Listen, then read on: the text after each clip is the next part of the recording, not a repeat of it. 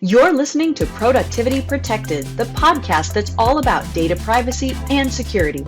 We'll unpack emerging threats, hot issues in data security, and top ways to protect your data and how you work. Here's your host, Spencer Kupferman. Welcome back, everybody. Welcome back to the Productivity Protected podcast. I'm your host, Spencer Kupferman, CEO of PKWARE. This is episode 3, and we've got a great one for you today, ladies and gentlemen. This is War on the Cyber Front. That's right. You've all been following the latest headline news of what's happening in Europe, in Ukraine, and Russia. We're going to get into how the cyber aspect of that has exploded. We've got fantastic guests today. We've actually got multiple guests on this podcast. I'm very excited to have with us two very accomplished cyber executives, people who have a lot of experience in this area, and I'm looking forward to introducing them and getting in to our discussion today. So again, welcome to all of our listeners, our audience out there, and those of you who have never listened to our episodes up to this point. Welcome to your first time. This is a real treat today. Like I said, we've got a real treat for everybody. I want to start with introducing Joe Faxlanger. Joe has been a cyber solution executive for well over 20 years.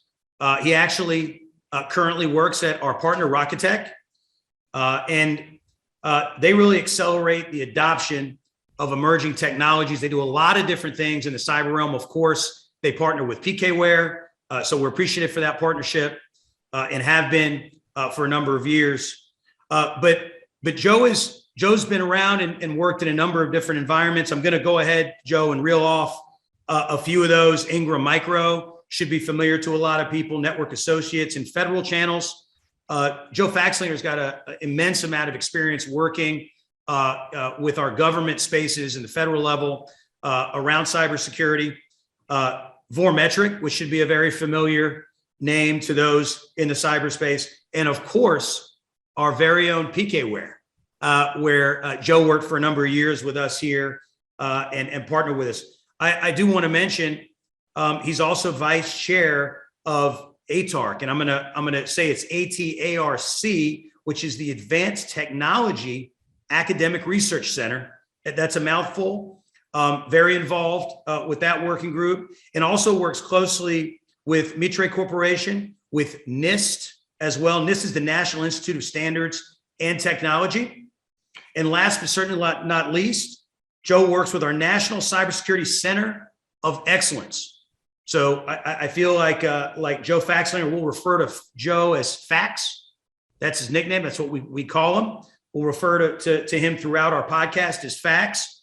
And I think that resume speaks for itself. There's no one more appropriate to weigh in on this very hotly contested issue around Russia and Ukraine, and how the cyber war has only enhanced the threat levels around world governments, around businesses, both large and SMB as well. And really thankful that Fax took the time to be here with us on Productivity Protected. Welcome, Joe Faxlanger. Spencer, great to be back with the PKWARE family. Looking forward to it today.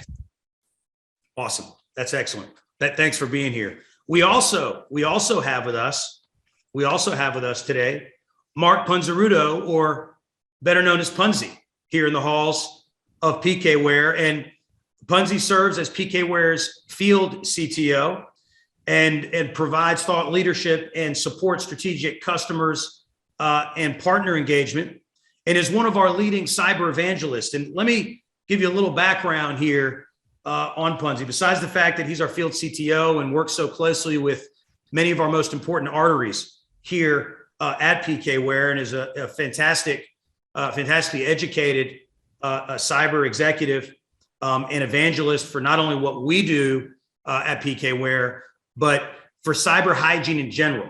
He's very passionate about the subject. Again, I think he'll be a fantastic complement to Fax in this discussion.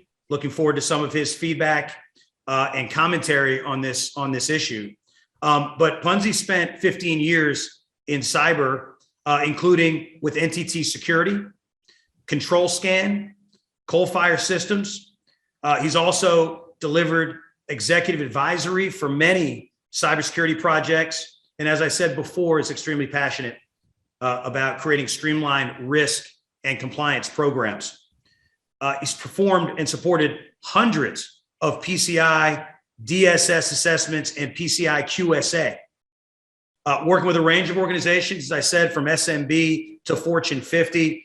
And his focus historically has been on retail, hospitality, petroleum, merchant services, and also financial services. Punzi's earned multiple certification credentials. This will make your head spin. It certainly has made mine. I'm going to go through a few of them here, but PSI QSA for the last 10 years.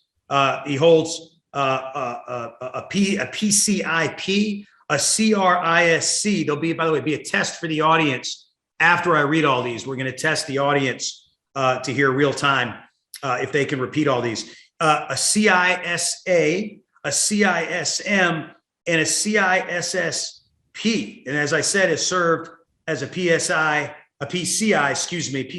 QSA for the last 10 years. Holds a bachelor's in computer science and computer engineering from the University of South Florida, of course, near and dear to my heart. I live in South Florida. Outside the office, this is a good one. I wanted to share this one. Punzi is a very avid reader and a movie buff, but this is what I love. He enjoys hacking, but I mean that in a positive sense. Whether it's computers, taking apart computers and hacking computers, or hacking his own coffee machine. This is a favorite pastime of Punzi, to hack his coffee machine. That's what he does for excitement. Each to his own. We don't judge, right? Each to his own. So it's my pleasure and honor to have both of these esteemed gentlemen. Punzi, welcome to your first Productivity Protected podcast here at PKWARE. Thanks for having me, Spencer. Look forward to it. Awesome. Okay. I think it's appropriate. I made a statement to our employee base, our very committed and passionate and diverse employee base here at PK regarding this horrific situation that's unfolded between Russia and Ukraine. I made a statement there because I was really asked to by a number of my colleagues, and I had no problem doing that. Of course, I just want to make sure this disclaimer, and for the record, PKWARE is not a political organization. For all of our audience out there, I'm not a politician. That's not what I profess to be. I'm a software operator and a proud CEO here of PKWARE. And as I said, PKWARE is not a political organization, nor should it be. With that being said, we have a number of employees and friends of family who either were born and raised in Ukraine, have worked in Ukraine, or have current family residing in Ukraine. I just, of course, for all of those individuals, I just wanted to say publicly that our thoughts and prayers, of course, are with all those who have been adversely affected by this aggression that has befell Ukraine. I want to be very clear. I stand for freedom. That's what I believe in. PKWARE stands for freedom. Thompson Street Capital Partners, who's our private equity partner, they stand for freedom, and we support the territorial and sovereignty of Ukraine. And so that this aggression that's happened affects all of us. It affects our business. It affects our personal lives. And it has touched, unfortunately, many people who we know here at PKWARE. And as I said, family and friends, and even people in my personal life in my community of South Florida who have family in different parts of Ukraine, whether it's Odessa or Kiev or Mariupol, people I know personally in those three cities who have been adversely affected. by this Russian aggression. I also, of course, we stand with those in Russia who are not supportive of this. This podcast is not about that aspect of this conflict, but as the leader of PKWARE, I felt it was appropriate. We also are supporting a not-for-profit called CARE for Ukraine families, elderly, and children to provide humanitarian aid. PKWARE has made a donation. I made a personal donation to Ukraine humanitarian efforts as well. And so, of course, we wish Godspeed to all those involved in this, that this comes to a very quick halt, and that freedom can reign again in the freedom-loving democracy of Ukraine. Okay. With that being said, I want to now jump into these awesome questions to talk about war on the cyber front, which is the aspect we'll be focused on here today in this podcast. And I'm going to start with Punzi here. And the question, we're just going to jump right in here. We've got a number of questions.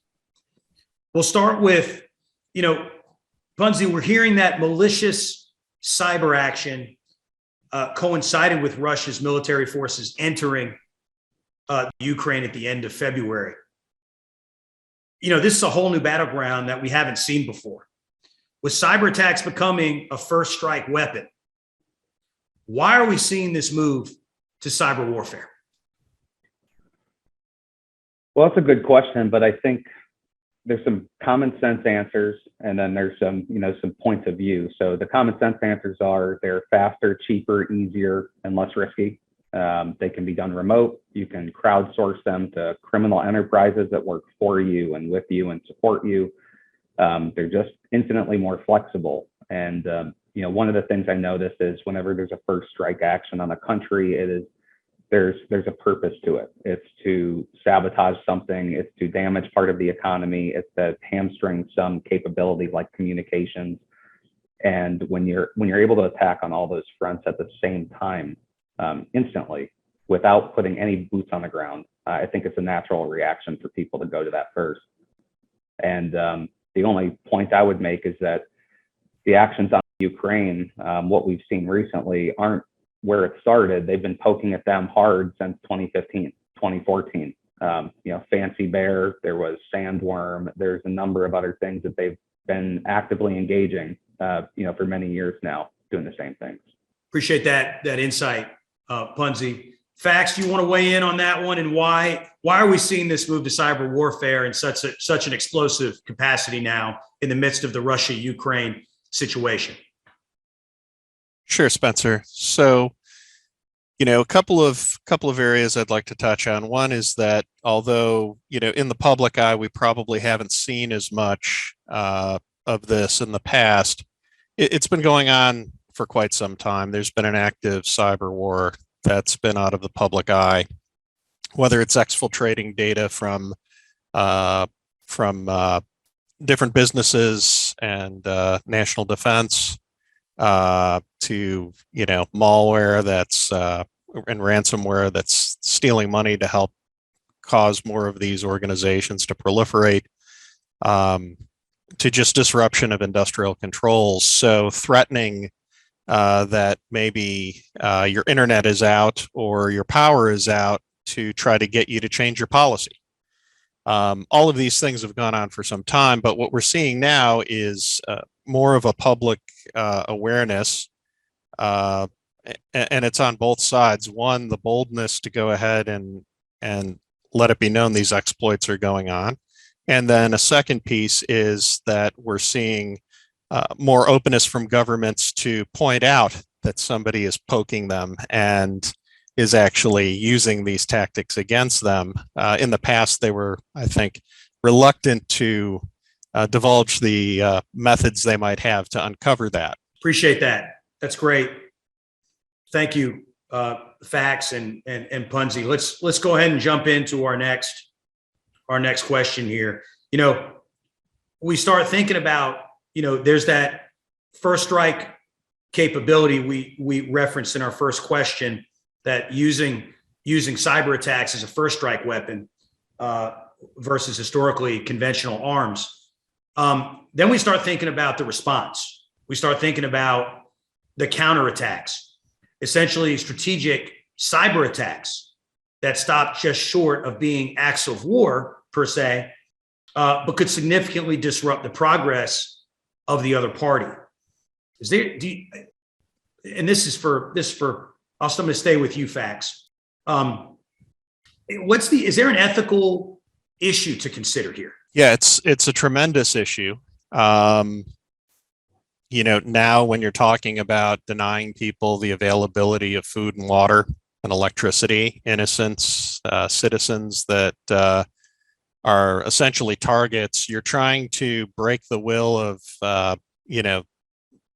those fighting on behalf of that country by using these tactics, by threatening their families. And so,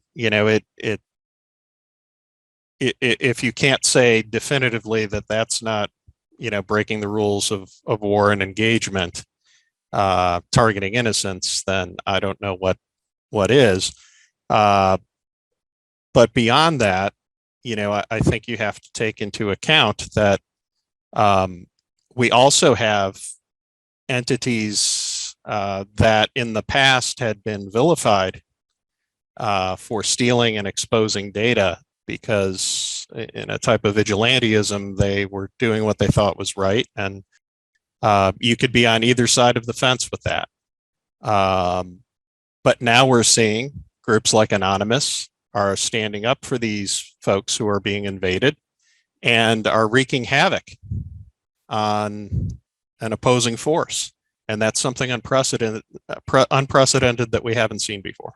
Punzi, what do you think? You think that we've got an ethical issue with counterattacking this type of aggressive cyber attack approach that the Russians, the North Koreans, the Iranians, and other state actors have played that card?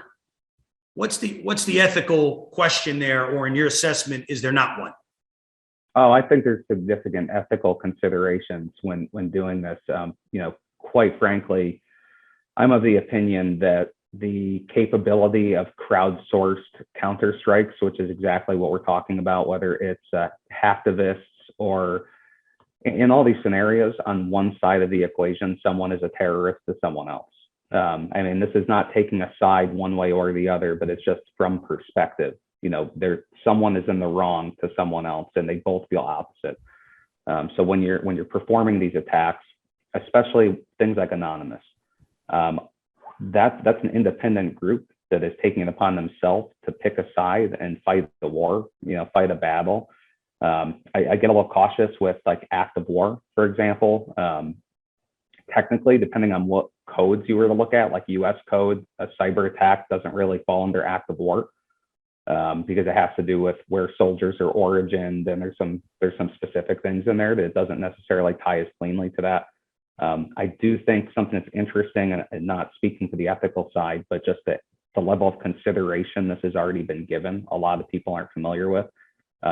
The NATO Cyber Defense CDCOE, their Center of Excellence for Cybersecurity, does have, it's called the Tillin Manual. It's non-binding. It's not legally binding at all. It's just an analysis of all the international rules of law and how cyber attacks and cyber operations map to those and feed into those. And these sorts of attacks, such as like Fancy Bear, the reason that we could never get formal attribution with the Fancy Bear attacks against the Ukraine with Russia, and it went to another group, is because that would have definitely been a declaration of war.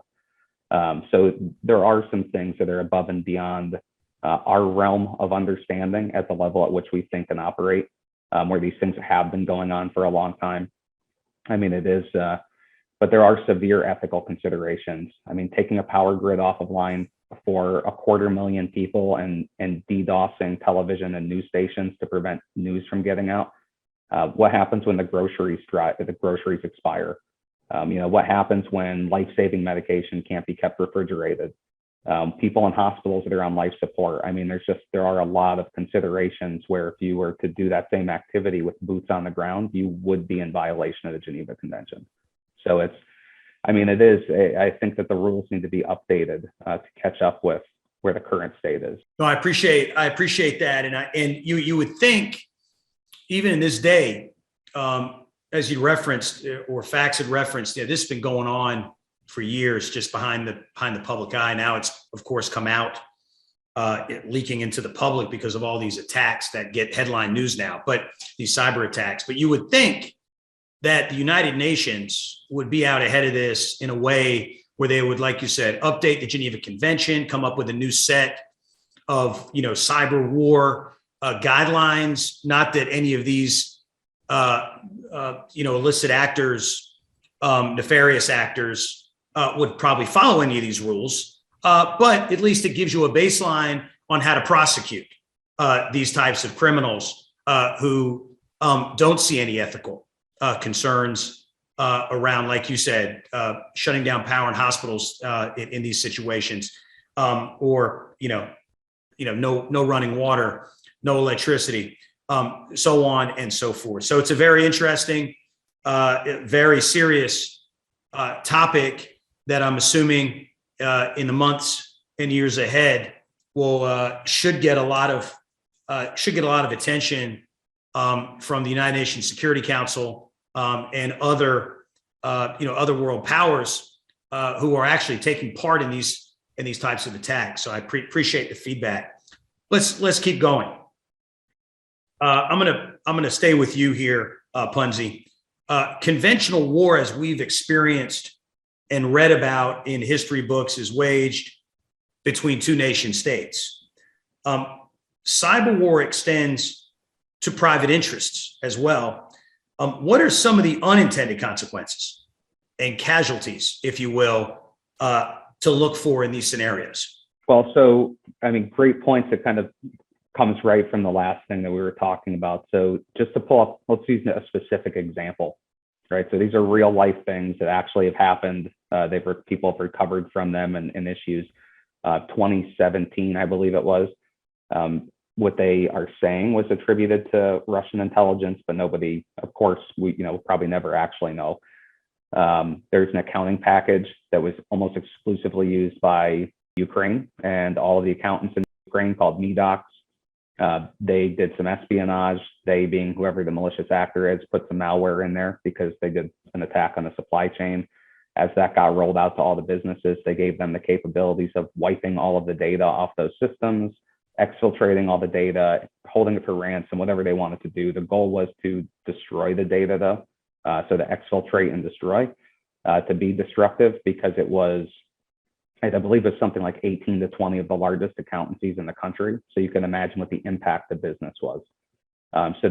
This was not an attack against a state. This was not an attack against a government. This was an attack against a supply chain which fed businesses and organizations that are private and would never have, most technically probably would have never been targeted in the first place during a conventional warfare, conventional attack. The same thing with, I mentioned earlier, the Fancy Bear attack. That was back in 2015, I believe, 2016. And its goal was to infect some Android apps that got used because those same devices were used to also control some military armament.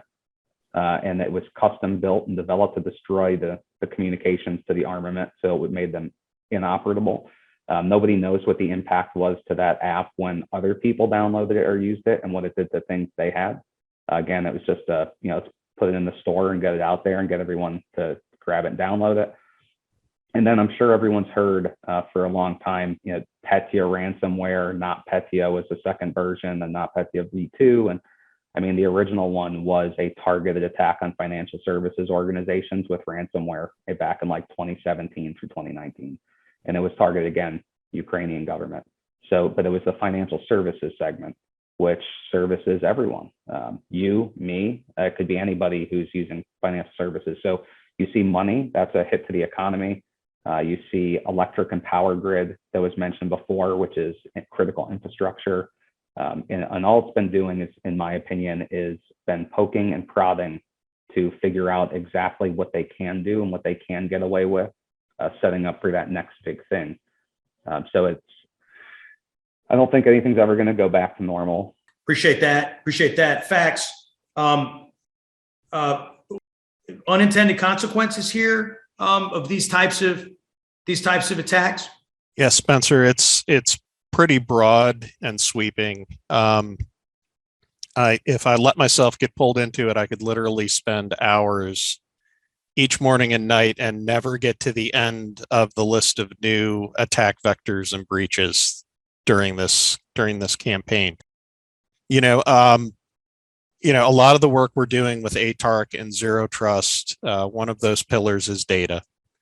And going up against state-run operations is never a pleasant event. And most people don't have those resources to stop it. But there's a few things you can do. And so some of the principles that we're invoking there and with NCCOE are the idea of automation. Find, tag, and protect things. Be able to see real time when someone, whether they should or shouldn't have the data, is accessing data, and make sure that when an event happens, it's not 6 weeks later you figure out what's going on, that real time and you can revoke access. And so that's been some of the key tenets that we're invoking to try to prevent some of this. But the consequences are now that once these tools are out, we can't predict that others won't make use of them that have different agendas, that didn't have the capability to create them themselves. But now, whether it's a rogue regime or whether it's organized crime decides to try to hold someone hostage, it can have really impactful consequences for everyone. Couldn't agree more with both of you, and just glad that, like I said, having both you guys on to talk about these issues as the real experts here. Appreciate the commentary analysis. I know our audience out there is going to appreciate some of the commentary around here, and we have listeners all over the world, and in Ukraine as well. And so hope they're, wherever they are, they're safe with their families and getting to shelters and safe and sound. Last question, all we have time for on episode 3 here today, guys. And let me start with Punzi on this one. Whether you believe countries should be able to retaliate or not, this new battleground for sure demands a defense. What can organizations do right now to prepare for the reality of war moving to the cyber front? And that's, of course, our theme today, war on the cyber front at the Productivity Protected podcast. Punzi, what say you about that? So I like to tell people it's and this is kind of a sad statement that we have to make these days, but it's not if it is, or it's not when, it's not if, it's when, right? So things are going to happen. You are going to get attacked. It may be from a nation state. It may be from a kid that's hanging out behind a computer using Google. Could be one of your own employees accidentally clicking something. I mean, it could come from literally anywhere, somewhere halfway down your supply chain, where that vendor perhaps works with some other nation state that's unrelated to you. The attacks can come from anywhere. So it's not just about being prepared for them. The idea of preparation and trying to defend against them is great. And it is an important layer in defense, but you do also have to be ready to be resilient when they happen. If you have a denial of service attack, how long will it take you to get your stuff back up so that you can function again? If you have ransomware, do you have your sensitive data and assets protected and backed up enough that you can pull that data back in a meaningful way without losing everything? You really do have to plan for the contingency and then practice that plan over and over again. Even all the way down to, Joe mentioned data a little while ago, making sure that, and a good example is properly encrypting or protecting your data so that way when someone breaks in and they do steal your data, that data is going to be devalued. Whether it can't be used to facilitate additional crime, it can't be used to expose your company, it can't be used to extort you, so to speak. But at the same time, you're still going to have rebuilding to do, but maybe you've minimized some of the impact. The biggest piece of advice I could give anybody is if you don't have a contingency plan for not only business continuity, but disaster recovery and a formal incident response plan, You are going to have significant problems when you get attacked. So you do need to, action working on those things to some level of maturity. Work with all the key stakeholders to help figure out what's the most important to you and where the biggest risks are, address those first, and then mature these things over time. Grab third parties to help you if you need it to get ramped up quicker. But at least give them some consideration and start those conversations if they're not already going on with your executive level. Yeah, I was just thinking while you were running through that, Punzi, I know a vendor that's pretty good at all that, encryption, masking, discovering the data, classifying it. I've got an idea of a vendor in case any of our listeners are interested. It's called PKWARE. In case anybody's interested, pkware.com. We can help you get there. And that's a good transition here to Fax, where the way I think about it, Fax, moving from perimeter protection, if you will, to more data-centric protection, as you would reference data earlier. Yes, that's right in PKWARE's wheelhouse. But how do you see the reality of war moving to this cyber front? Sure. So, if I go back to zero trust and what we're doing at RockITek, right? It's over the horizon, 6 to 9 months in advance, knowing what tools out there have been auctioned, knowing who's building what, being able to run scans and tell even SMB players, this is where you need to block and turn the switch before the attack happens. And then having good authentication and access control and identity management, obviously. But the fact is we've spent literally billions globally on network security, and the data security events and losses continue to happen. It's not that they're not important tools, but they obviously aren't answering the bell for part of this. And it's because most organizations rely on data protection, full disk encryption, which is not really data at rest protection. It's data asleep. It only works when the machine's turned off. And as soon as it's turned on, you're at risk. And most people put their head in the sand and want to check a compliance box. The other part is key management. Many key managers out there, they haven't innovated in 20 years. Patch the GUI, change the front end a little bit, pretty it up, but they haven't innovated. And so you need to have the ability to know what your data assets are, find them, classify them, protect them automatically. So your user doesn't have to make a decision. They don't have to disrupt their workflow, and then have telemetry so your SIM can see what's going on in the world today. Those are the principles that we're standing by and that our customers are standing by. And I can't emphasize that enough. It's so important to do that today in this environment. There you have it, folks. Two industry subject matter experts in cybersecurity giving you this great advice and guidance on how to secure your environments in this era, in this generation that we're entering into of cyber wars. From a cyber perspective, guys like you, Fax and Punzi, who've been doing this for many years, you guys have been, ringing the warning bells for a long time. And I know from PKWARE's perspective, I know we certainly have for almost 2 decades at a minimum, maybe more. So episode 3, I want to first thank all of our audience, our listeners out there across the world. We're open to all different types of topics. We wanted to get this topic out there and get some folks to opine on this because it is such a hot item. Because as I said at the beginning, it affects each and every one of us at one stage or another in our life, whether it's at the gas pump, whether it's the businesses we're working for, whether it's personal family or friends that are adversely affected or displaced. These types of wars have even though they're so far away from the shores of the East Coast and the West Coast of the United States, they have a way of seeping their way into our lives in a negative way.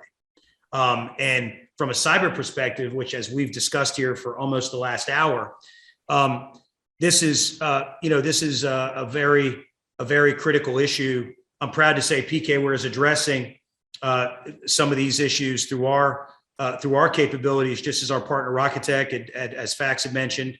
We're always open to new ideas and new concepts on Productivity Protected. If you do have an idea for a podcast, if you're interested in participating in one, we get tens and tens of emails every week from people. I want to invite you all to write us, even to say hello, introduce yourself. Always looking to meet new players and influencers in this space. You can reach us at podcast@pkware.com. That's podcast@pkware.com. I want to thank Joe Faxlanger. Fax, appreciate your time, your insight. Great to see you doing well at RockITek. Appreciate the partnership with RockITek. Thanks for being with us today. Thank you, Spencer. And I just want to say, I think it's obvious now, it's not just government, everybody's a target. Every company, every individual. And so the fact that you're able to bring those protections downstream and be able to help people, not just in the enterprise, but in other areas is really critical. And so, it's great to see you again. And I'm thankful for the opportunity to spend time with you again today. That's awesome. That's awesome. Feelings mutual. And of course, our very own Mark Panzaruto. Punzi, want to say thank you, man. I know you're so busy with all of our awesome customers and partners out there. We're going to let you jump off and get back to servicing them as well as you do. Appreciate your continued advocacy for what we do at PKWARE, and your commitment and your partnership here, and spending time with us again. One of the preeminent minds around PCI and really all things cyber. We're really lucky to have Punzi on the team here as our field CTO, and as again one of our lead cyber evangelists. So thanks for the time today, Punzi. Looking forward to seeing you here in Milwaukee. I'm actually live here in Milwaukee. We're recording right here from my office in the 414. So I'm looking forward to seeing you up here soon. Yeah, awesome. Thanks. Do look forward to getting back up there soon, and appreciate you including me with such good company, making me look good all the time. But if I was going to do one closing thought, definitely, obviously protect the data. That's what we're all here to talk about. But at the same time, basic security stuff too. If you don't have multi-factor turned on, you're not doing patching, you don't have antivirus, you're asking for it. So those are your four things from me: multi-factor authentication, antivirus, patching, and protect your data. You heard it, folks. You got to take care of your data. Got to protect your data, whether it's in motion, whether it's any type of sensitive data, unstructured, unstructured, you name it, whatever the environment in the cloud, on-prem, you got to protect it. PKWARE is here for you to help you and partner and guide you through that process, whether it's regulatory compliance issues, whatever you need to check certain boxes and then some for real data protection. We're here for you. I appreciate, again, want to thank our guests, Joe Faxlanger, Mark Punzirudu, for joining us. Appreciate all the folks at PKWARE who make this awesome podcast possible. In the background, you know who you are. Thank you very much. I'm your host, Spencer Kupferman, here on the Productivity Protected Podcast, episode 3. Watch out for episode 4. We got something really hot coming down the line with an awesome guest coming. So thanks again to you guys, and we'll see you soon on Productivity Protected. Thanks for joining us on today's episode of Productivity Protected. Learn more about how PKWARE protects data and workflows by visiting pkware.com, and join us next time for more insider info on protecting data wherever it lives and moves.